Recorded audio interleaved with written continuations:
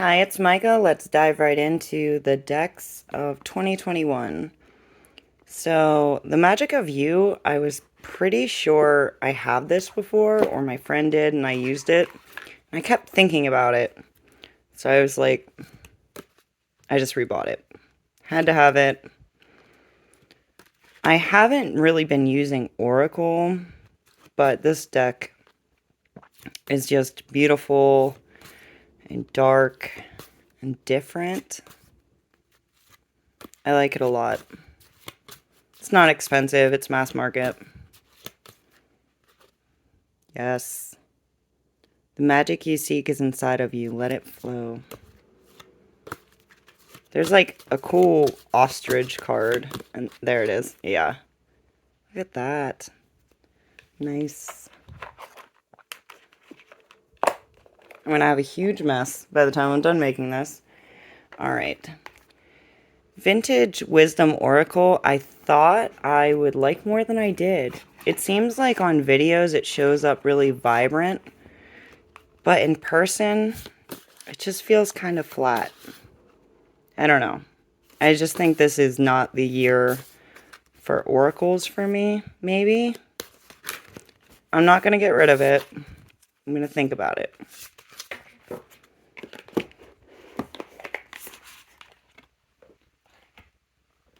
Alright. I've had this deck for years. Oracle of Light and Shadows. I like it, but the guidebook gets kind of like it's written for a teenager. And that's not what I need. So I haven't bought any more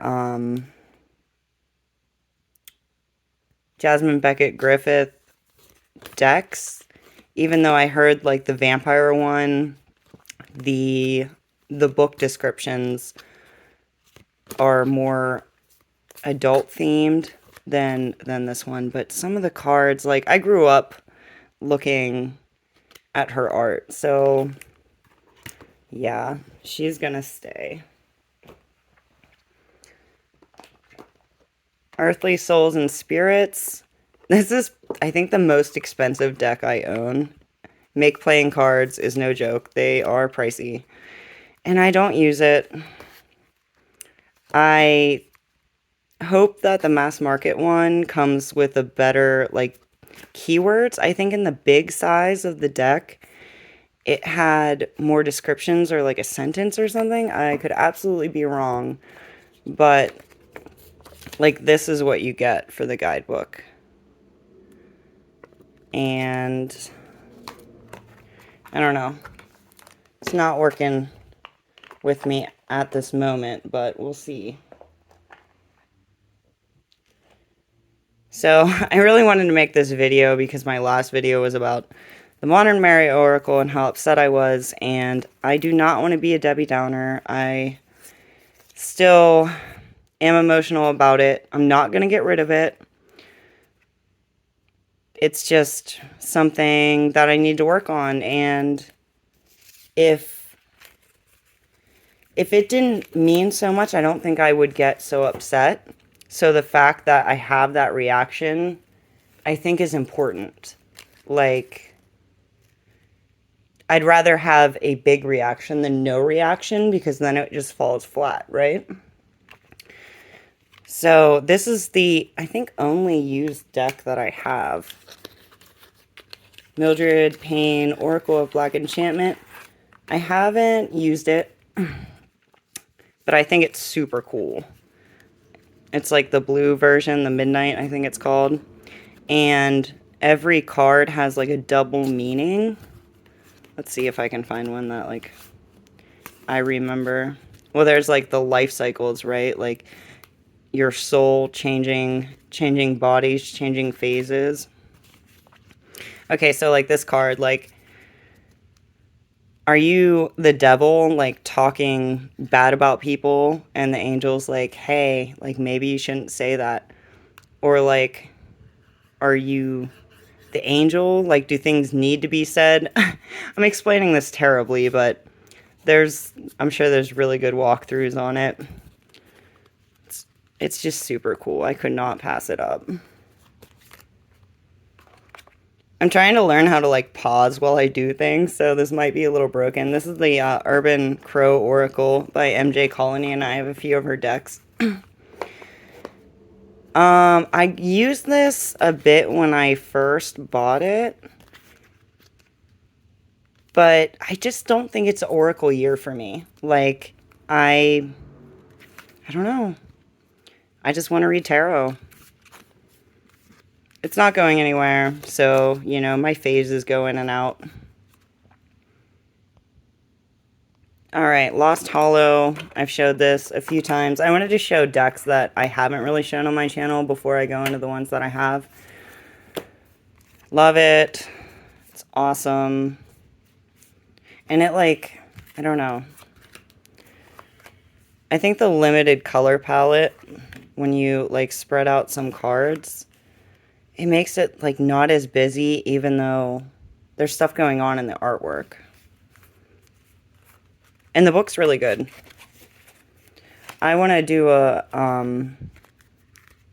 like an in-depth review with all the cards that I'm not sure, because I don't read Thoth, and explain, I don't know, the book in depth, I guess. Grimalkin's Curious Cat Tarot. I have a walkthrough of this on my channel. The more I use it, the more I'm just, like, amazed. Like, it's so pretty and stunning. And it's really good at, like, telling a story. I don't know. I'm, like, enthralled. Like, look how pretty these cards are. Like, stop. I'm a cat lover. I've learned that I think I prefer them over boyfriends. So, yeah, this is a new favorite. So, the Frahoxa I keep in this bag. I got it off Amazon, but it's, like, really thick and knitted. Like, can you see that? I was super surprised. But, yeah, this is my favorite deck. The only issue I have is I thought my favorite type of deck would be all female, because I don't really like males in my art. But the court cards being all female, like, throws me off a little bit, which I was surprised, but I can still read with it. Beautiful. I'm so happy she sold out with her first printing and is on to her second. She deserves it. Like, really. She did great. Okay, these are both from the Dark Forts on Etsy. This is just called the Rider Tarot. This is my study deck, so I keep it in order. I was always told to, you know, have a Rider Waite, and I never liked any version until this one. Like, the colors are super cool. It's not perfect, just so you know. Like, shuffling these is they're thick. I chose to get the plastic so they would last for a long time. Some of the titles are a little off-center, so if you're a perfectionist, it might not be, like, your cup of tea, but I like it. And then this is, what, the Empress version? Pink Sky. I don't know.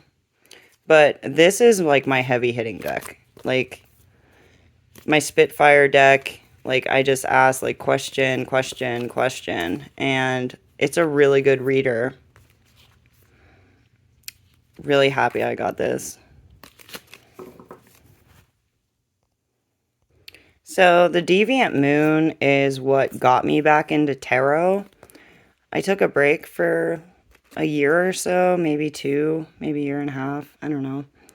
And I actually gifted the deck to my friend until I found out about the book. And then I rebought it, and it just changed everything for me. I tried to put it up on the table, but it doesn't really, like, stay in frame. It's so big.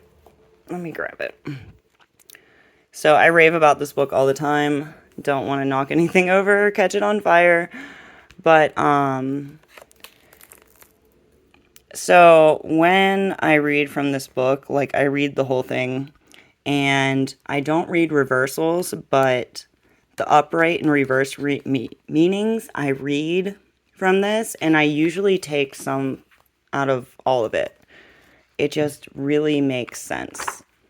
It's gorgeous. It shows like his previous artwork when like he was a kid. It's just super cool. Like if you're a fan or if you're like having trouble connecting with the deck, I definitely recommend this. We're almost done. So I got this so soft. Like a tarot journal off of Amazon for like, I don't know, less than $10. And I thought that I would like draw the pictures in, but I don't. I just write it in with some keywords, and yeah, works really well. I got the Truly Easy Tarot this year. It's slightly more basic than I wanted, but I wanted to read through this one. You see, it's just like keywords and like a 1 page per card, but it is in color. I wanted to go through my study deck with both of these books, 78 Degrees of Tarot, and study not only the books with the original Rider Waite, but then go through every single guidebook for every deck that I use and read what that author has to say. So I can like connect with my decks, because I realize some don't read that well now that I'm learning more. I just realized I never turned my light on. Well, goodbye 2021. Thanks for watching.